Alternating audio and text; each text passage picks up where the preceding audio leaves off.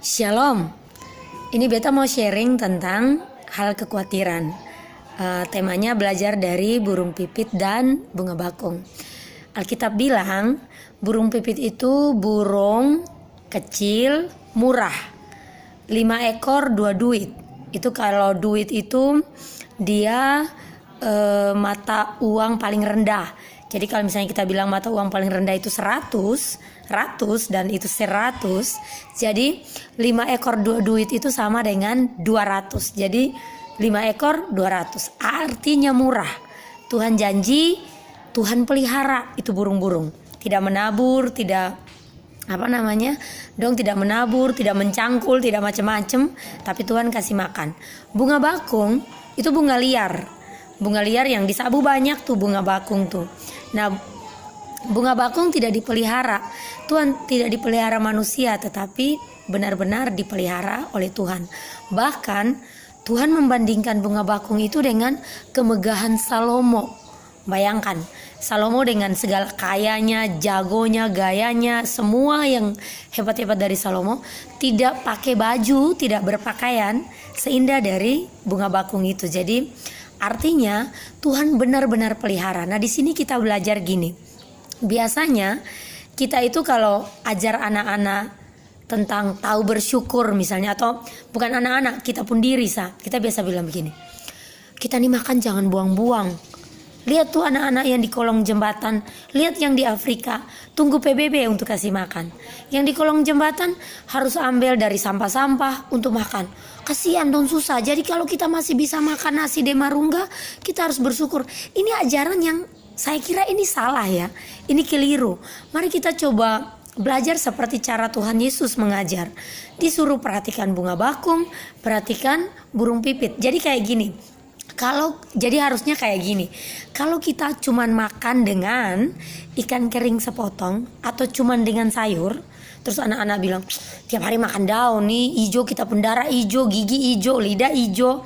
Kita bilang di anak-anak begini, lu lihat nih, sabu begini kering, tanah retak-retak, tapi lu lihat itu pohon, dia tetap hijau sayang.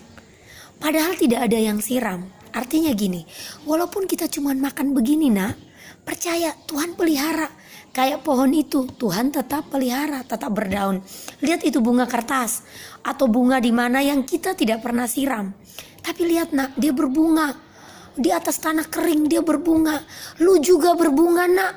Walaupun lu cuman makan kayak gini, mama dan papa cuman bisa kasih lu kayak gini, percaya. Karena Tuhan pelihara lu pasti berbunga. Walaupun hidup kita susah, lu pasti berbunga. Lu pasti akan jadi berkat. Lu pasti akan jadi kuat. Lu pasti akan jadi sehat. Lu tidak boleh tidak makan. Nah. Sama seperti bunga bunga atau apapun yang tinggal di tanah kering sana.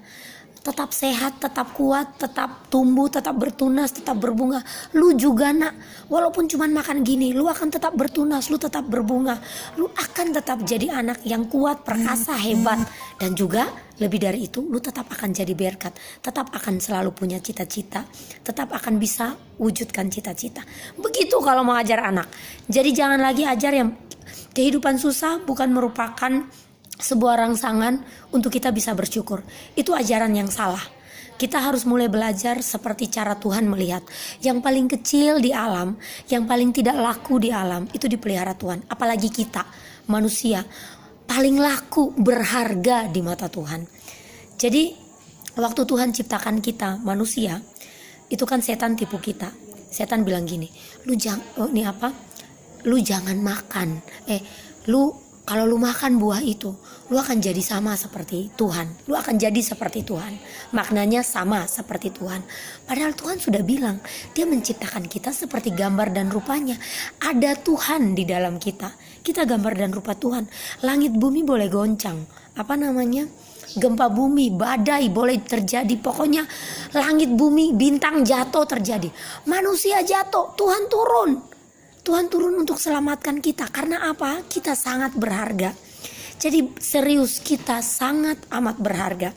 Siapapun kita, tidak penting status sosial kita, makan dengan apa, pakai apa, minum apa, hidup kayak seperti apa, ada gaji atau tidak ada gaji, rumah tembok atau rumah daun, apapun. Yang penting kita orang dan kita percaya kita berharga. Kita jatuh, Tuhan turun. Itu menunjukkan harganya. Kenapa dia turun? Gambar dan rupanya jatuh masalahnya. Gambar Allah jatuh, jadi dia turun. Tuhan sayang sekali pada kita. Oke, berdasarkan ini Tuhan Yesus ajar kita jangan khawatir, ulang-ulang di dalam ini firman. Nah, kata khawatir itu dari bahasa Inggrisnya tuh worry, don't worry, jangan khawatir. Kata worry itu dari kata worrying, Inggris lama, Inggris Anglo-Saxon, artinya mencekik. Jadi kalau kita khawatir, kita lagi cekik jalan napas, jalan perasaan, jalan semua. Kita tidak bisa tenang.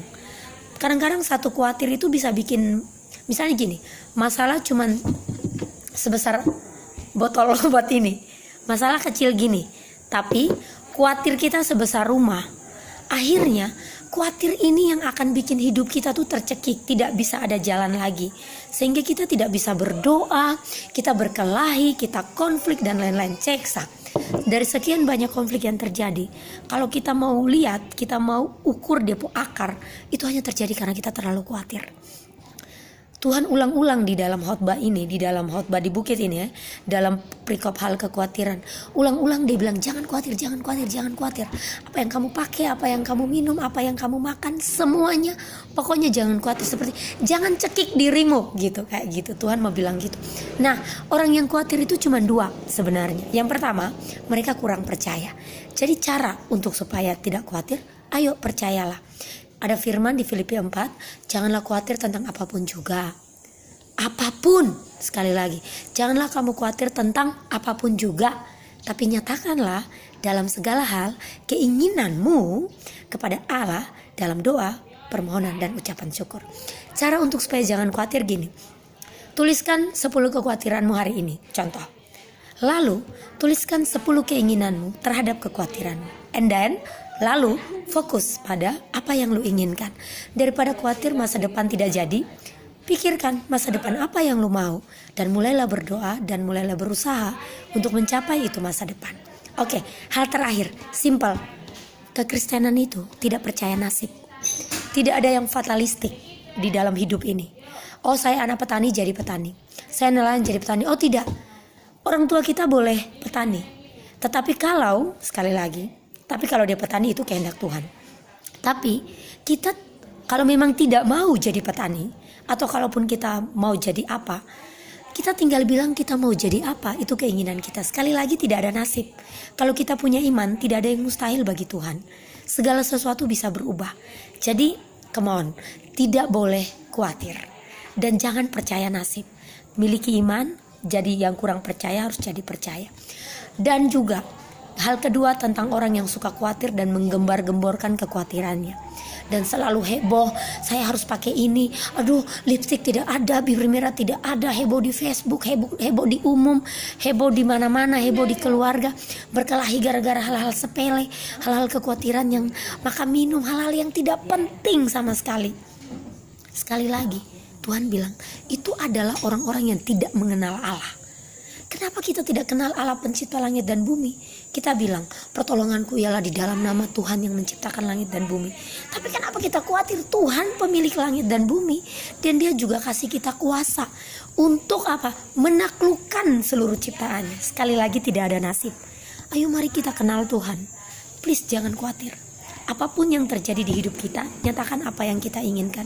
Dan percayalah, kuasanya akan bekerja di dalam kita. Lalu yang terakhir, mari belajar dari rasa cukup. Kesusahan sehari cukup untuk sehari.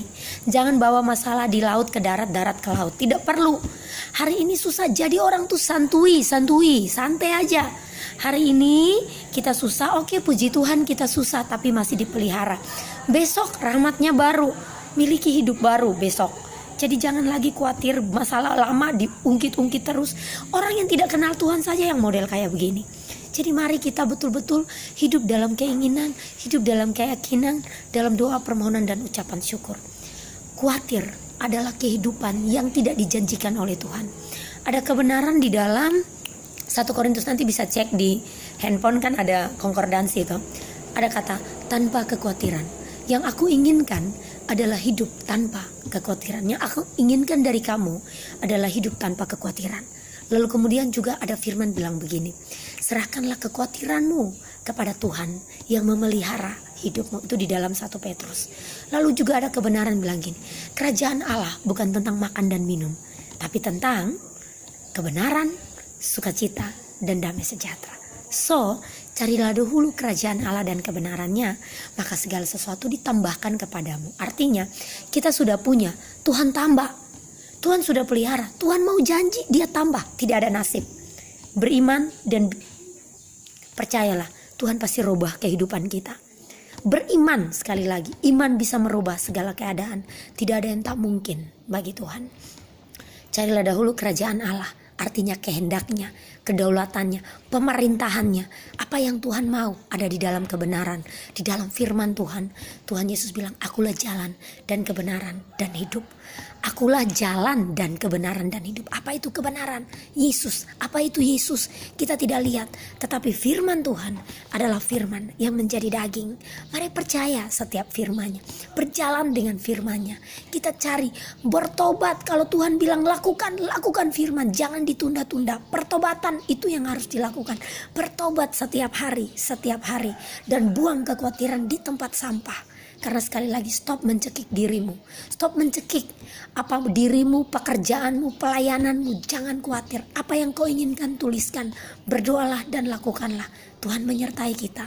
Dan dalam penyertaan Tuhan pasti ada kesuksesan. Dan pasti ada keberhasilan.